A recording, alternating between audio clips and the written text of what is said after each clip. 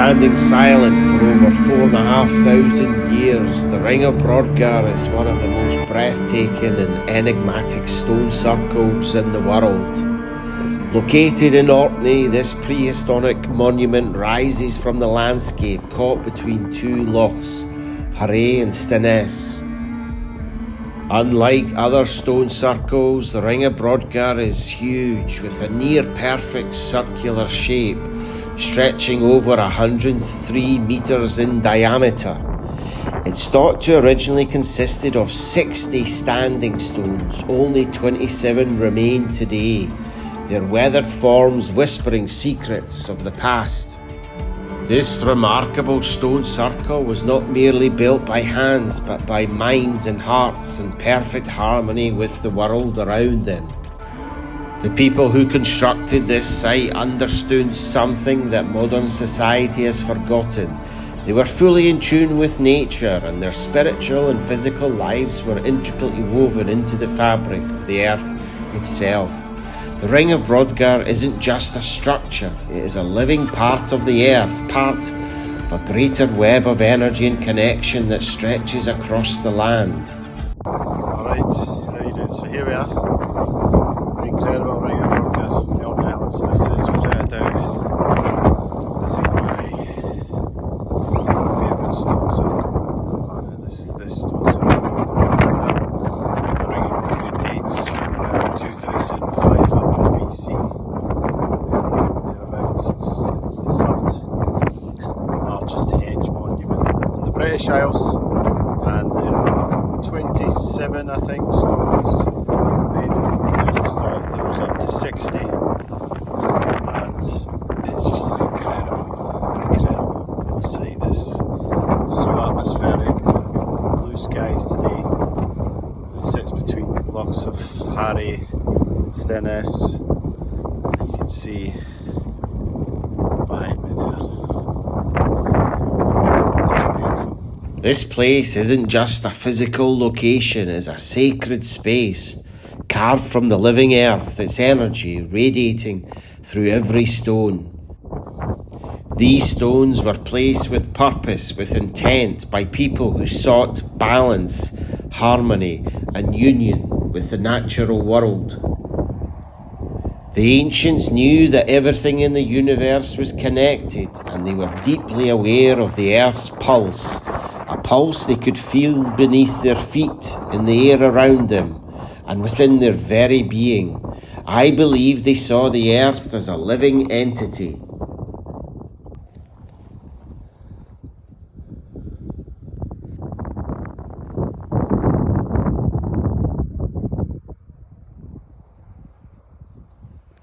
Well, according to folklore and legend, these stones were giants. One night, the giants, the fearsome band of giants, they were dancing to the sound of the fiddle, and they forgot about the sun rising, and the rays of sun struck them, and they turned to stone. Who knows, maybe these were giants. But perhaps these stories are more than just myths. They are echoes of the deep connection the ancients had to the earth's energies. What if these stones weren't just markers of time or space, but were designed to tap into the forces of nature itself, to act as conduits for the life-giving energies of the planet? The energy of the earth runs through them and through the land around them, giving them an almost magical quality that we can still sense today. And one other thing about here is just the way the sun shines. This is a weird thing to say, but there's definitely some sort of connection, between the sun and these sites.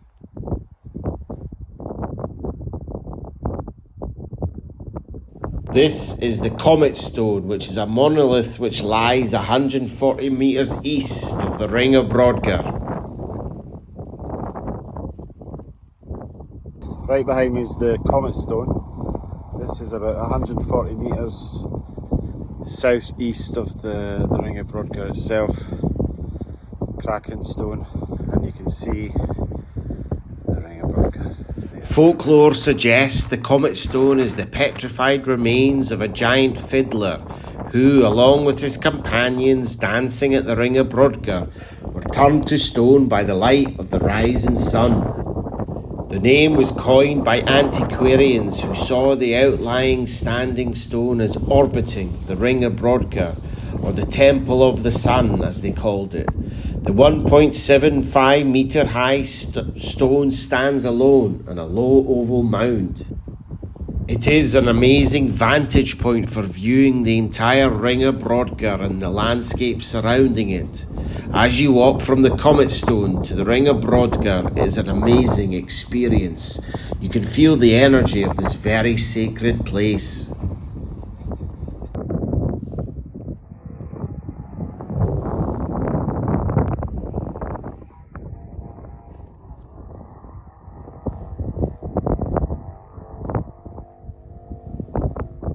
This whole area is it's a very sacred, magical, mystical, ancient place. We've got the Ring of Brodgar here. We've got the standing stones of Stenness. We've got Maze How. We've got the Ness of Brodgar. So there's a lot going on here. There was a lot meaning to this place, to the ancients, thousands and thousands of years ago. The Ring of Brodgar does not stand alone. Just a mile to the east is the Stones of Stenness, another sacred site, older than Brodgar, yet connected through a deep underlying harmony. The Ring of Brodgar was once known as the Temple of the Sun, and the Stones of Stenness as the Temple of the Moon. Together, these two stone circles form an intricate part of a network that stretches across the land, each site acting like a note in a greater cosmic melody. The Stones of Stenness is thought to date from around 3100 BC, making it one of the earliest stone circles in Britain and Ireland. So one of the theories of the Ring of Brodgar is that it was a symbolic area of death. Standing stone to Stenness, the earth, that represented life, and the journey, the procession from Stenness to here, symbolic journey of life to death. The Ring of Brodgar has been viewed as a ceremonial site, an astronomical calendar, a place for rituals and celebrations. But what if the true purpose was something more practical, more fundamental to survival? What if the Ring of Brodgar was built to harness the Earth's natural energies for the benefit of the people who built it? Due to the sheer number of stone circles across Scotland and the British Isles, was there a need for so many ceremonial or astronomical calendars? The builders of these stone circles were forced to live in the harsh climate of northwestern Europe with a great need for food, water and shelter. Life must have been so harsh then. Water, the source of all life, is ever present here, with the Ring of Brodgar sitting between two lochs and built above underground water systems. Stone circles represent a spiral. The spiral pattern was revered by the ancients. Perhaps these stone circles, in their spiral shape, bring to life the harmonic energy of Mother Earth. The ancients were aware and in tune with the energies of the earth. And what if they built these stone circles to harness the energy by creating healing water? Underground water is a great conductor of electromagnetic energy, and the ancients, perhaps they built these stone circles upon these magnetic hotspots, creating power centres. The standing stones are rooted in the earth, sited above energy lines, and they may well have acted like batteries or magnets, absorbing and releasing this form of magnetic energy, and were perhaps switched on, as it were, during the solar alignments. What if stone circles were ancient water temples? What if they were used to create sacred, purified water?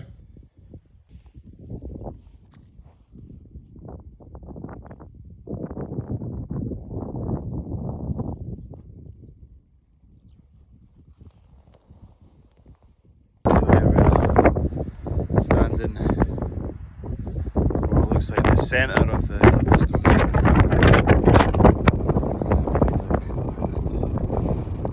circle. It's just incredible.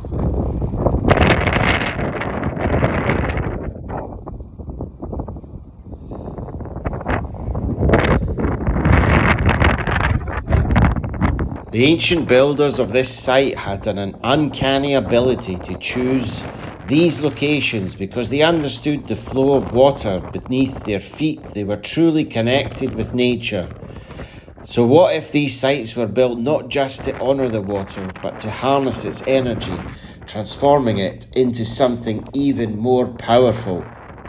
Many of the stones contain quartz, which when placed under pressure generates an electrical charge. This phenomenon is known as the piezoelectric effect, which could have allowed these stones to act like giant batteries, charging and storing the energy of the earth, amplifying it. When combined with the underground water flows, this could have created a resonant energy field, a field that could heal, harmonise and align the energies of the people who came to this sacred place.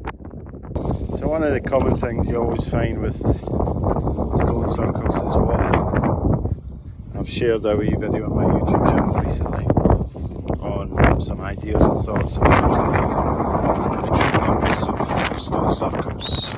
For me, I have a feeling that, well, the stones definitely, emit a form of energy which is evident based on the experiences I had in Egypt and elsewhere. And water is always the key theme or connection with stone circles. So the ancients clearly needed water for survival.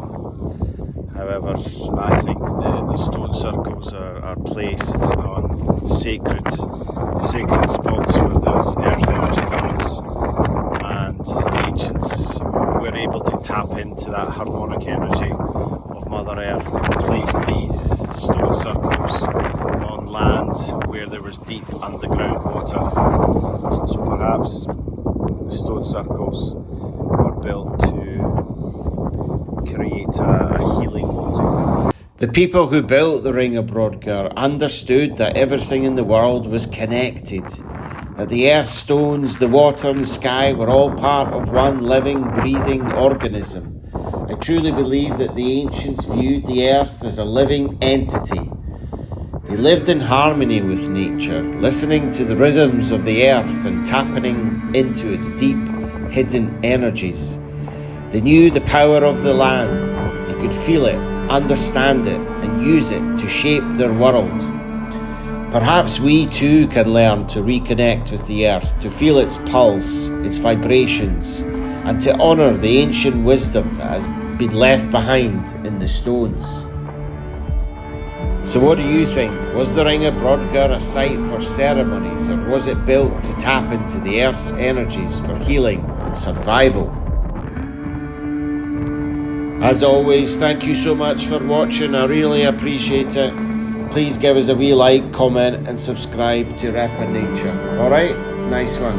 Cheers.